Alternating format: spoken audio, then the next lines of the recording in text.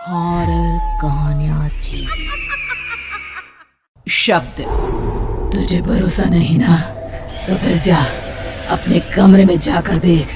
तेरे पलंग के नीचे तुझे तेरी माँ की हड्डियां मिलेंगी।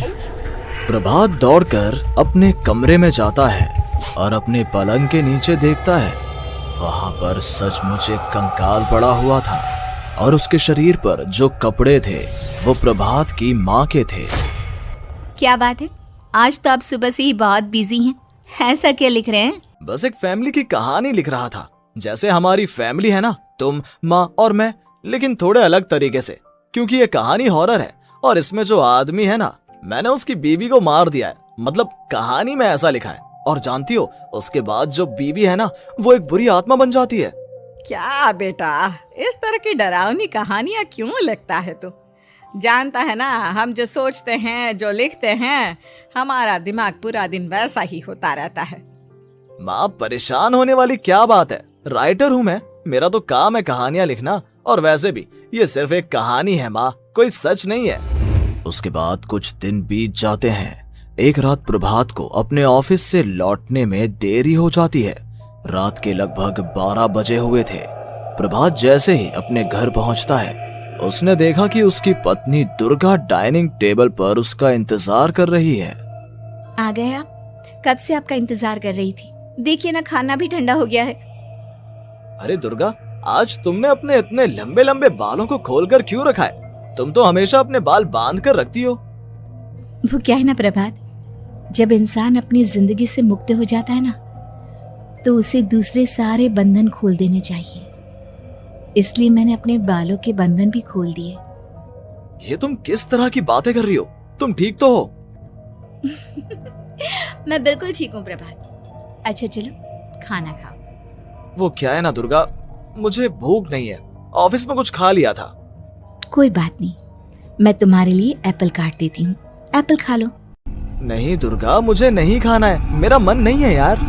तभी अचानक से दुर्गा अपने हाथ में एक बड़ा सा चाकू लेकर प्रभात पर हमला कर देती है। प्रभात अपने आप को बचाने की कोशिश करता है। आज मैं तुझे नहीं छोड़ूंगी, तुझे अपने साथ लेकर जाऊंगी अपनी दुनिया में। ये क्या बोल रही हो तुम? तुम्हारा दिमाग खराब हो गया है। आखिर तुम हो कौन? दुर्गा अपनी गर्दन टेढ़ी करते हुए बोलती है, मैं दुर्गा हूँ, तुम्हारी पत्नी। ध्यान से देखो मेरी आंखों में। प्रभात बुरी तरह से डर जाता है और घबराहट में वो चाकू अपनी पत्नी के पेट में मार देता है। उसकी पत्नी की वहीं के वहीं मौत हो जाती है और उसकी चीख की आवाज सुनकर उर्मिला दौड़ते हुए बाहर आती है। ये तूने क्या किया प्रभात? तुमने अपनी पत्नी का खून कर दिया। लेकिन तू तो उसे बहुत प्यार करता था बेटा। तूने बहू को क्यों मार डाला? माँ, ये आपकी बहू नहीं थी, इसके अंदर कोई बुरी आत्मा घुसाई थी। मैं नहीं जानता ये सब कैसे हो गया, लेकिन वो मुझ पर हमला कर रही थी, मुझे मारने की कोशिश कर रही थी। माँ, मैंने कुछ नहीं किया। ये तूने क्या कर दिया बेटा? दुर्गा ने मुझे कहा था कि वो तेरी कहानी को उस कैरेक्टर की तरह एक्टिंग करके तुझे डराने की कोशिश करेगी। अरे वो तो तेरे साथ मजाक कर रही थी। हे भगवान, ये क्या हो गया? इसका मतलब दुर्गा। लेकिन माँ, मैंने जो कहानी लिखी थी उसमें भी ऐसा ही हुआ था। उस औरत ने अपने पति के साथ मजाक किया और गलती से उसके पति ने उसके पेट में चाकू मार दिया। मेरी कहानी सच कैसे हो सकती है? माँ, मुझे बहुत डर लग रहा है। अब ये सोच, दुर्गा की लाश का क्या करें हम? अगर गलती से भी ये बात बाहर फैल गई ना, तो तुझे पूरी जिंदगी जेल की सलाखों के पीछे रहना पड़ेगा। एक काम करते हैं माँ, हम घर के पीछे वाले बगीचे में उसकी लाश को दबा देते हैं। अगर कोई पूछेगा तो कह देंगे कि उर्मिला अपने मायके गई और फिर एक दिन हम भी अचानक यहाँ से कहीं दूर चले जाएंगे। कोई नहीं आएगा हमें पूछने, कोई नहीं आएगा माँ, बाद में जो होगा हम देख लेंगे। प्रभात अपनी माँ उर्मिला की मदद से दुर्गा की लाश को अपने घर के बगीचे में गाड़ देता है। कुछ दिन तो ऐसे ही बीत जाते हैं, लेकिन एक दिन अचानक रसोई से आ रही कुछ आवाजें सुनकर प्रभात की नींद खुलती है। प्रभात ने देखा कि वहां पर एक लंबे बालों वाली औरत दूसरी तरफ चेहरा करके खड़ी हुई थी। कौन है? कौन है वहां पर? अरे कौन हो तुम?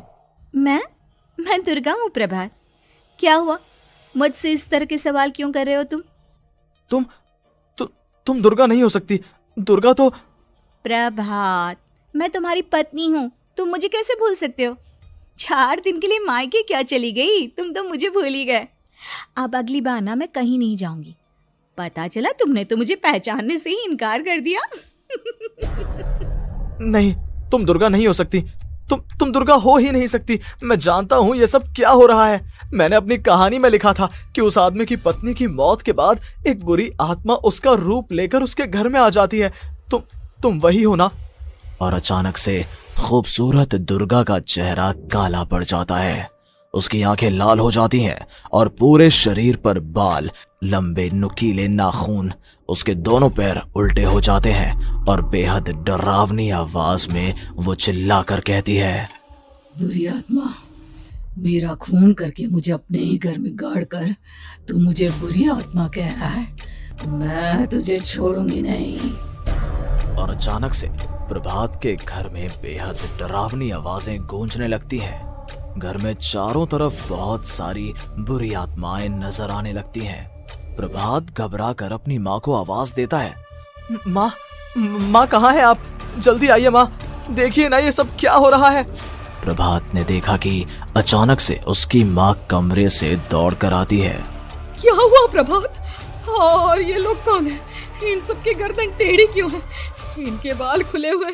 प्रभात, ये सब लोग तो मुझे मरे हुए नजर आ रहे हैं। हाँ माँ, ये सब लोग मरे हुए ही हैं और ये ठीक वैसा ही हो रहा है जैसा मेरी कहानी में हुआ था। लेकिन मेरी कहानी के हिसाब से तो आप भी। अचानक से उर्मिला का रूप बदल जाता है। वो भी एक डरावने साए की तरह बन जाती है और बेहद डरावनी आवाज में चिल्ला चिल्ला कर कहती है, मर गई तेरी माँ। जानता है, कल रात जब तू सो रहा था ना, तो मैंने उसके शरीर का सारा खून पी लिया। अब बस हड्डियां बची है उसके शरीर में। नहीं, ऐसा नहीं हो सकता। ऐसा बिल्कुल नहीं हो सकता। मेरी माँ नहीं मर सकती। तुझे भरोसा नहीं ना? तो फिर जा, अपने कमरे में जाकर देख। तेरे पलंग के नीचे तुझे तेरी माँ की हड्डियां मिलेंगी। प्रभात दौड़कर अपने कमरे में जाता है और अपने पलंग के नीचे देखता है। वहां पर सचमुच एक कंकाल पड़ा हुआ था और उसके शरीर पर जो कपड़े थे वो प्रभात की माँ के थे। माँ, अब मुझे कुछ करना पड़ेगा। लेकिन मेरी कहानी में लिखा था कि माँ की मौत मेरे हाथों से होगी, पर माँ तो पहले ही मर चुकी है और वो बुरी आत्मा मुझे भी मार देगी। नहीं नहीं, इससे पहले कि वो मुझे कुछ करे, मुझे उसका काम खत्म करना होगा। प्रभात अपने हाथ में बड़ा सा चाकू लेकर उस बुरी आत्मा पर हमला कर देता है जिसने प्रभात की माँ का रूप लिया हुआ था, और अगले ही पल वो नीचे गिर जाती है और उसके शरीर से खून बहने लगता है। ऐसा नहीं हो सकता। एक बुरी आत्मा के शरीर में तो खून होता ही नहीं है। तो क्या सच में मैंने अपनी माँ को मार दिया? लेकिन अभी कुछ देर पहले तो फिर वो कंकाल किसका है? और ये कौन है? मैं पागल हो जाऊंगा। और अपनी माँ की लाश, इसका मैं क्या करूं? लोग पूछेंगे तो मैं क्या जवाब दूंगा? तभी वहां पर दुर्गा का रूप लेकर जो आत्मा थी उसने प्रभात से कहा, गाड़ दे अपनी माँ को ले जाकर उसी जगह जहाँ तूने मेरा खून करके मुझे गाड़ दिया था। जा, चला जा। घबराया हुआ प्रभात पागलों की तरह अपनी माँ की लाश को लेकर बगीचे में गाड़ देता है। प्रभात की हालत पागलों जैसी हो जाती है। वो अपने आप को अपने घर में बंद कर लेता है। कहानी के हिसाब से तो आगे ये हुआ था कि कहानी लिखने वाले ने उन बुरी आत्माओं से डरकर आत्महत्या कर ली थी। तो क्या मैं भी मर जाऊंगा? क्या मैं भी आत्महत्या कर लूंगा? एक काम करता हूँ, मैं अपनी कहानी का अंत बदल देता हूँ। हाँ, ये मैंने पहले क्यों नहीं सोचा।